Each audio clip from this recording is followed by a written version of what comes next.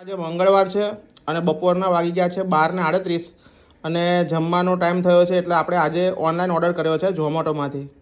એક મિન્ટ રેસ્ટોરન્ટમાંથી ગુજરાતી થાળી મંગાવી છે અને બીજું છે Gwalia sweet and fast ફૂડમાંથી Punjabi થાળી મંગાવી છે. જોઈએ કઈ થાળી પહેલાં આવે છે અને જમવાનું કેવું આવે છે એનું હું તમને રિવ્યૂ આપીશ. મિત્રો, ઝોમેટોમાં અત્યારે સ્કીમ ચાલતી હતી એટલે ગુજરાતી થાળી મિન્ટ રેસ્ટોરન્ટમાંથી મંગાવી એ આપણને 146 રૂપિયામાં પડી છે અને પંજાબી થાળી મંગાવી છે ગ્વાલિયા સ્વીટ એન્ડ ફાસ્ટફૂડમાંથી એ આપણને 201 રૂપિયાની પડી છે. હવે જોઈએ એનું જમવાનું કેવું આવે છે. અને મિત્રો, 1:12 આપણા બંને ઓર્ડર આવી ગયા છે અને એક જ વ્યક્તિ બંને ઓર્ડર લઈને આવ્યા હતા.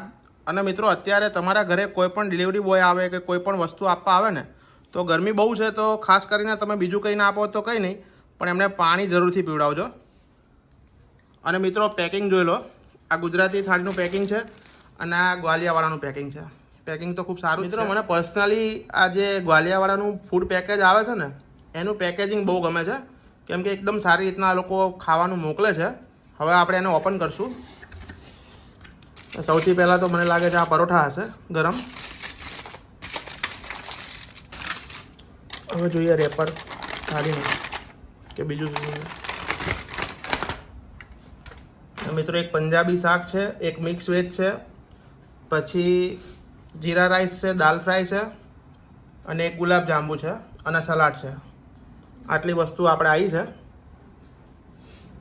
પંજાબી પાર્સલનું આપણે ઓપન બોક્સ કરી નાખ્યું છે. હવે આપણે જોઈએ કે ગુજરાતી થાળી મિન્ટ રેસ્ટોરન્ટમાંથી આવી છે એમાં એ લોકોએ શું શું મોકલ્યું છે. પાપડ છે, મુખવાસ છે, પછી આ રોટલી હશે,